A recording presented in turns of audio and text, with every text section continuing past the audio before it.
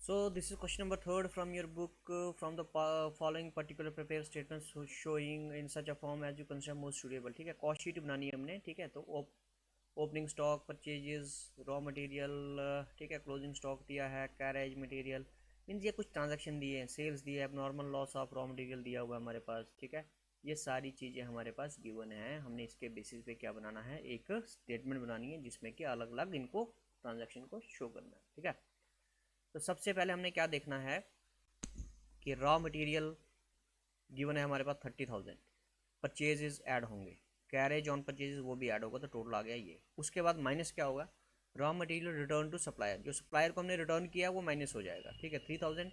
अब normal loss of raw material 1,500, वो भी माइनस हो, क्लोजिंग स्टॉक भी माइनस होगा. ठीक है, तो 3,000 plus 1,500 plus 20,000 is 24,500.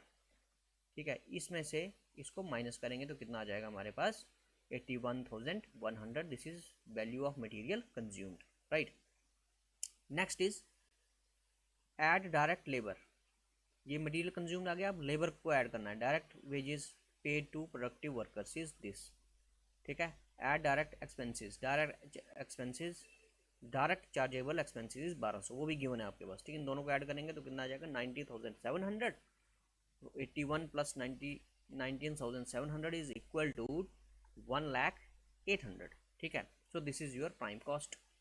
Next is factory overhead, wages to non productive workers, fuel gas, repair to plant, depreciation on machinery. ठीक है, मीन जो भी फैक्ट्री से रिलेटेड एक्सपेंसेस हैं वो सारे यहाँ पर आएंगे, क्योंकि मशीनरी कहाँ यूज़ होती है, फैक्ट्री में, तो उसका डेप्रिसिएशन भी कहाँ पर आएगा, यहीं पे आएगा. ठीक है, टोटल ये आ गया, तो ऊपर से इसको और इसको ऐड करेंगे तो कितना आ जाएगा, 1,09,300. उसके बाद office and administrative expenses, salaries जो पे की ऑफिस स्टाफ को, ऑफिस एक्सपेंसेस ये हो गया. ऊपर से दिस प्लस दिस, है ना, 1,09,300 plus 7,600 is 1,16,900. Add selling and distribution overhead, जो भी सेलिंग एंड डिस्ट्रीब्यूशन ओवरहेड है उनको ऐड करेंगे, जैसे कि carriage on goods sold, advertisement, ये दोनों ऐड करेंगे तो टोटल कॉस्ट आ जाएगी हमारे पास ये. ठीक है, net profit is equal to sales minus total cost. So sale is given, here is sale, right, 1,40,000. So 1,40,000, total cost कितनी है, सेल कितनी है, 1,40,000 माइनस टोटल कॉस्ट कितनी है, 1,20,500, ये निकाली अभी हमने ये वाली. ठीक है, तो इसको माइनस जब हम करेंगे तो टोटल कितना आ जाएगा हमारे पास, 19,500. This is your net profit. Right, यही चीज़ें उसने बोली थी निकालने के लिए. सो this is question number 3. Next question, question number 4. ठीक है, अब हम इसको देखते हैं इसको कैसे करना है. Opening stock of raw material दिया है, परचेज ऑफ रॉ मटेरियल दिया है, closing stock of raw material, इसमें भी यही निकालना है आपने. क्या निकालना है, कॉस्ट शीट ही बनानी है. ठीक है, उसमें कुछ एडजस्टमेंट दिए हैं, वो देखते हैं क्या है. कैरेज इनवर्ट दिया हुआ है, wages indirect, direct wages, indirect wages, indirect आ जाएगी आपकी फैक्ट्री में.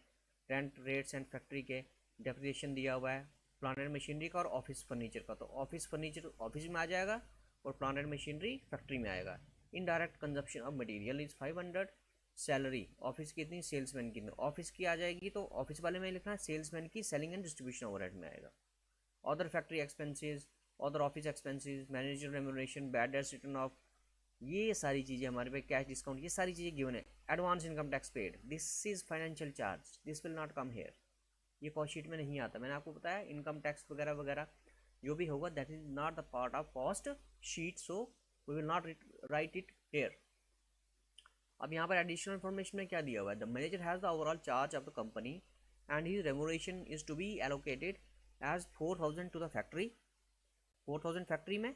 ठीक है, क्योंकि ओवरऑल चार्ज किसके पास है, मैनेजर के पास है, तो 4,000 फैक्ट्री में डालना है, 2,000 ऑफिस में डालना है, 6,000 selling to the selling operation. ठीक है, इसने खुद ही अलग अलग करके दे दिया है, 6, 7, 8, 9, 10, 11, 12, टोटल हो गया 12,000. From the above particular prepare statement showing prime cost, factory cost, cost of production, cost of sale and net profit, ये सारी चीज़ें हमने निकालनी है. ठीक है, सो ये देखो जी, ओपनिंग स्टॉक गिवन है. ठीक है, right, opening stock of raw material add purchases less closing stock of raw material add carriage inward. ठीक है, तो ये कर कुर के जब हम इसको प्लस माइनस करेंगे तो 75,000 is material consumed, direct wages दिए हैं हमारे पास 90,000, टोटल करेंगे 1,65,000, ये प्राइम कॉस्ट आ गई। उसके बाद फैक्ट्री कॉस्ट लिखनी है हमने, क्या लिखनी है, फैक्ट्री कॉस्ट, फिर वेजेस इनडायरेक्ट, ठीक है, rent, indirect consumption of material, depreciation, other factory expense, manager remuneration, कौन सी लेकिन फैक्ट्री वाली, ठीक है। तो टोटल आ गया 26,700 ऊपर से, और इसको ऐड करेंगे तो कितना आ जाएगा 1,91,700। This is your factory cost, this is your factory cost. Next is rent rates, depreciation of office furniture, salary, other office expenses, manager remuneration is this. So total is this, ऊपर से total करेंगे 1,97,700 आ गया। So cost of production is this. Next is selling and distribution expenses, sales में वही expenses लिखने हैं जो सेल से रिलेटेड हैं। देखो प्राइम कॉस्ट में वही सारी चीज़ें आएंगी जो डायरेक्ट हैं, फैक्ट्री में वही चीज़ें आएंगी जो डायरेक्ट जो फैक्ट्री से रिलेटेड है, सेल्स एंड डिस्ट्रीब्यूशन में वही चीज़ें आएंगी जो सेलिंग एंड डिस्ट्रीब्यूशन से रिलेटेड है, जैसे कि बैड डेट्स, ठीक है, क्योंकि यहाँ ये बैड डेट्स कब बनता है, जब हम सेल करते हैं। एडवर्टीजमेंट एक्सपेंसेस, जब हम सेल कर रहे हैं, सेल कब करते हैं, जब हम ऐड वगैरह करते हैं तो तभी उसके बाद ही सेल होती है हमारी। Travelling and expenses to salesman, ये भी सेल्स का ही पार्ट है। Carriage and freight outward, manager remuneration वो गिवन है हमारे पास, salary of salesman is this, तो टोटल इज 13,100। सो टोटल करेंगे ऊपर से 1,97,700 plus 13,100 is 2,10,800। This is your cost of sale, total cost of sale, ठीक है। उसके बाद हमारे पास सेल गिवन होनी चाहिए हमारे पास, यस दिस इज गिवन, ठीक है, 2,50,000। अगर आप देखोगे हमने टैक्स कहीं पर भी नहीं लिखा है, ठीक है, तो इसका मतलब वो नहीं आएगा। तो अभी सेल कितनी है, 2,50,000 हो गई। So cost this minus sale is 39,200, this is your profit, ठीक है। So profit is equal to cost sales minus cost, ठीक है। सो इसी तरीके से बाकी क्वेश्चंस भी हम करेंगे। तो ये था क्वेश्चन नंबर 4 आपका, ठीक है। नेक्स्ट जो वीडियो होगा उसमें नेक्स्ट क्वेश्चन देखेंगे। Thank you.